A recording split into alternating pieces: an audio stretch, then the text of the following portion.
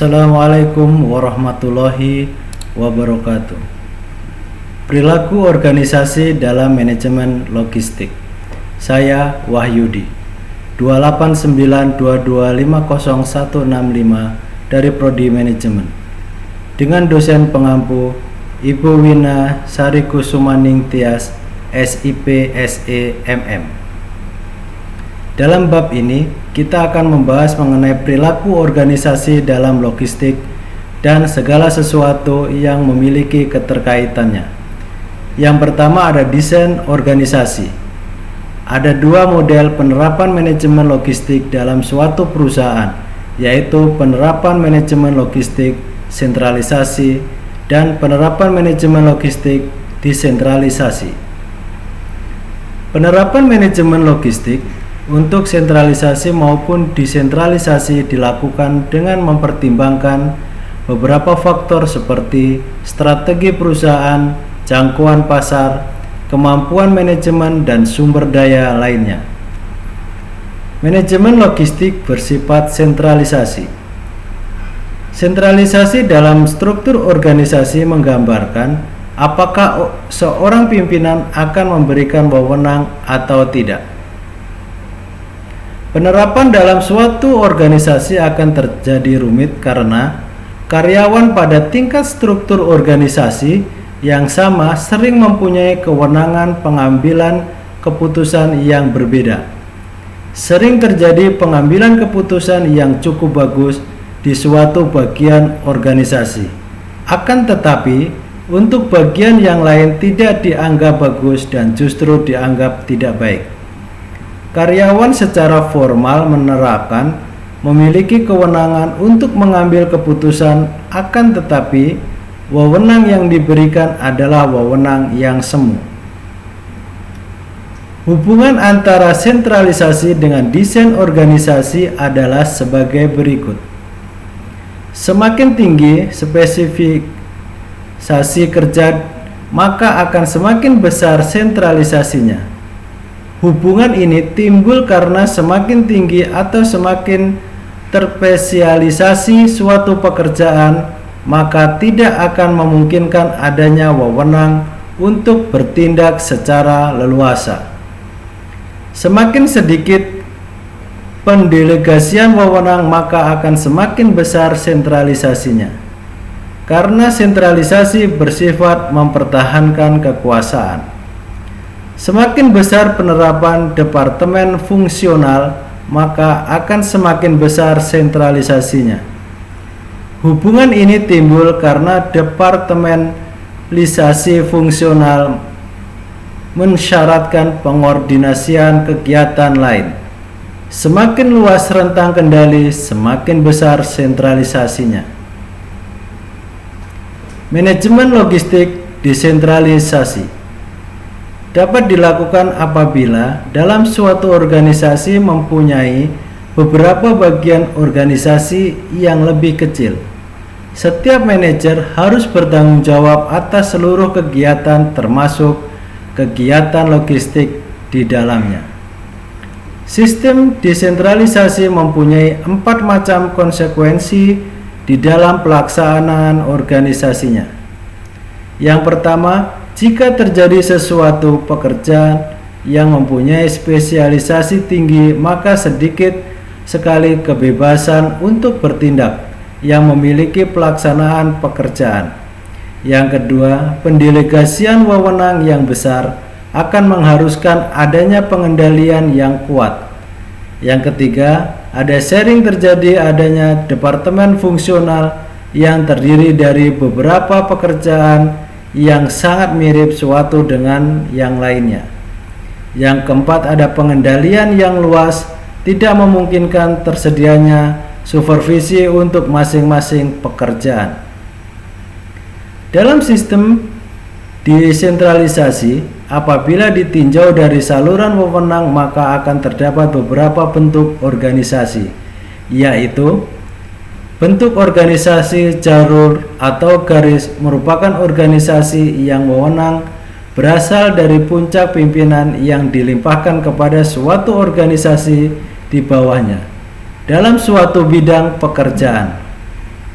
Bentuk organisasi fungsional, organisasi yang wewenang dari pucuk pimpinan dilimpahkan kepada suatu organisasi di bawahnya dalam bidang pekerjaan tertentu sesuai dengan fungsinya. Yang berikutnya ada bentuk organisasi garis dan sifat merupakan organisasi yang wewenang berasal dari pucuk pimpinan dilimpahkan kepada satuan organisasi di bawahnya, dan di bawah pucuk pimpinan diangkat seorang pejabat staf ahli untuk membantu pimpinan. Bentuk organisasi fungsional dan garis merupakan organisasi yang wewenang dari pucuk pimpinan dilimpahkan kepada satu satuan organisasi di bawahnya dalam bidang pekerjaan tertentu. Bentuk organisasi garis fungsional dan staf merupakan organisasi yang wewenang berasal dari pucuk pimpinan dilimpahkan kepada satu organisasi di bawahnya dalam bidang pekerjaan tertentu. Pimpinan tiap bidang berhak memberikan kepada sesuatu pelaksanaan yang ada sepanjang menyangkut bidang kerja, dan di bawah pucuk pimpinan diangkat seorang staf ahli. Manajemen logistik gabungan. Gabungan sistem ini mengkombinasikan antara penerapan manajemen logistik, sistem sentralisasi dengan sistem desentralisasi. Menerapkan ini membagi beberapa kewenangan dalam pelaksanaan manajemen logistiknya. Sistem logistik gabungan mempunyai 4 macam konsekuensi dalam pelaksanaan organisasinya, yaitu: yang pertama, jika spesialisasi kerja makin tinggi, maka akan semakin besar kompleksitas kerjanya. Yang kedua, semakin besar pendelegasian wewenang, maka akan semakin besar kompleksitasnya. Yang ketiga, ada semakin besar pelanggan, jenis produk atau jasa, maka organisasi bersangkutan akan semakin kompleks. Yang keempat, jika rentang kendalinya sempit, maka akan semakin kompleks pelaksanaannya.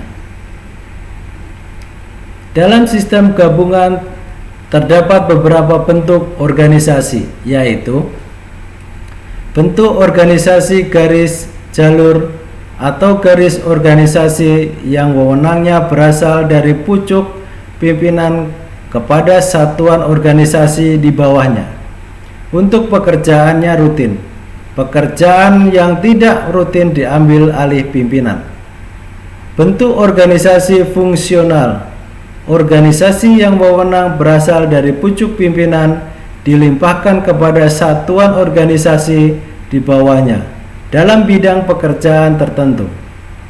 Bentuk organisasi garis dan staf merupakan organisasi yang wewenang berasal dari pucuk pimpinan dilimpahkan kepada satuan organisasi di bawahnya dan di bawah pucuk pimpinan dengan seorang pejabat ahli guna membantu pimpinan, terutama untuk pekerjaan-pekerjaan yang sifatnya tidak rutin.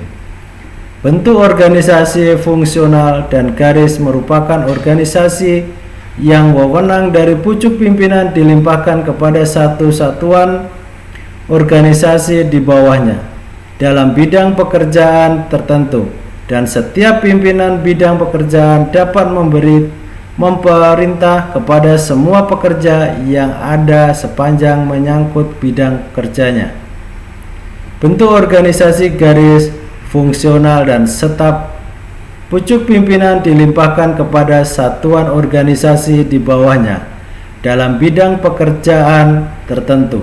Pimpinan tiap bidang berhak memerintah kepada semua pelaksana yang ada menyangkut bidang pekerjaan, dan ada staf ahli yang memberi masukan. Menyediakan tenaga ahli dalam logistik. Apabila suatu organisasi mengalami ketidakseimbangan dalam jumlah penyedia atau manajer terhadap jumlah tenaga operasional, akan mengakibatkan lemahnya sistem manajemen dalam pengambilan keputusan. Jumlah manajer yang terlalu sedikit dapat mengakibatkan pengambilan keputusan kurang memperhatikan faktor yang aktual dan relevan. Akan tetapi, jumlah manajer yang selalu banyak juga akan menyebabkan adanya kekaburan tanggung jawab dalam pengambilan keputusan. Evolusi organisasi. Evolusi organisasi merupakan perubahan konsep dari konsep lama ke konsep baru yang mengarah ke terpaduan antara masing-masing kegiatan dalam kegiatan logistik. Konsep baru muncul seiring dengan berjalannya konsep lama, dan oleh para manajer konsep lama tersebut diperbarui dengan konsep baru. Reorganisasi logistik bersifat evolusi seluruhnya, kecuali beberapa situasi yang istimewa. Perbandingan-perbandingan dari tipe-tipe organisasi yang ada dalam kaitan kegiatan logistik.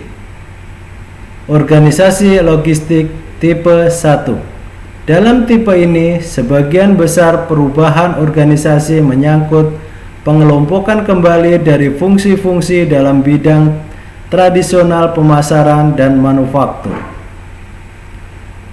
Organisasi logistik tipe 2. Dalam tipe 2 bahwa beberapa bagian dari bidang logistik yang sudah dipisahkan dan diangkat ke suatu posisi yang lebih tinggi, wewenang dan tanggung jawab organisasinya. Organisasi logistik tipe 3. Ada 4 aspek yang terlihat dalam organisasi ini. Yang pertama, setiap aspek dari seluruh operasi logistik terstruktur sebagai suatu operasi garis yang terdiri sendiri. Yang kedua, keempat bidang fungsional logistik digambarkan pada level pelayanan penunjang sistem. Yang ketiga, pada level koordinasi, potensi penuh dari sistem logistik dapat disebarluaskan ke seluruh perencanaan dan operasi garis. Yang keempat, perencanaan dan pengawasan sistem terdapat pada tingkat tertinggi tipe organisasi ini. Kebijakan relasi organisasi. Dalam perencanaan kebijakan pemasaran untuk masa yang akan datang, manajer pemasaran perusahaan sering dihadapkan dengan beberapa pertanyaan seperti: apakah perusahaan perlu memusatkan perhatiannya pada pangsa pasar tertentu? Apakah yang diinginkan oleh pembeli, konsumen, pelanggan, relasi? Bagaimana manajemen akan mengkoordinasikan variabel harga, produk, distribusi, dan promosinya? Konsep harga, produk, distribusi, dan promosi yang seperti apa yang terbaik bagi perusahaan? Bagaimana perusahaan dalam menyiasati persaingan perusahaan baik terhadap produk sejenis ataupun pengganti? Dalam keadaan seperti apa penyedia atau pemasok mempengaruhi usaha pemasaran perusahaan? Bagaimanakah faktor pendapatan mempengaruhi usaha perusahaan untuk menjual produknya? Bagaimanakah faktor ketenaga kerjaan mempengaruhi usaha perusahaan dalam menjual produknya? Kita bisa mengambil contoh perusahaan untuk menjawab pertanyaan-pertanyaan dari gambaran di atas. Misalnya perusahaan siaran radio sebagai contohnya. Manajer produksi siaran dan manajer pemasaran akan bertanggung jawab pertanyaan tersebut.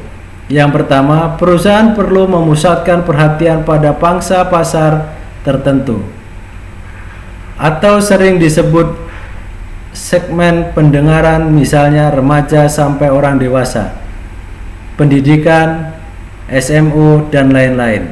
Yang kedua, yang diinginkan oleh pendengar tentu kualitas siaran yang mencerminkan selera di kelasnya, misalnya musik terbaru dan berkas nasional. Yang ketiga, manajer akan mengkoordinasikan marketing mix sebagai berikut. Harga akan disesuaikan dengan tarif pasar yang berlaku. di antara sesama radio. Produk siaran akan disesuaikan dengan segmen pasarnya. Yang keempat, konsep marketing mix yang diinginkan pendengar mengenai harga iklan relatif murah di antara radio dan kelasnya. Promosi dikemas dalam kualitas iklan yang mencirikan radionya. Yang kelima, kebijakan dalam mensiasati produk sejenis dan penggantinya seperti pembuatan format siaran yang berbeda dari stasiun lain dan benar-benar disukai. Yang keenam, pemasok mempengaruhi usaha pemasaran siaran radio. Pada keadaan kualitas siaran radio tidak baik sehingga siaran tidak dapat dinikmati kalangan yang lebih luas. Demikian sekilas presentasi dari saya, kurang lebihnya mohon maaf. Terima kasih. Wassalamualaikum warahmatullahi wabarakatuh.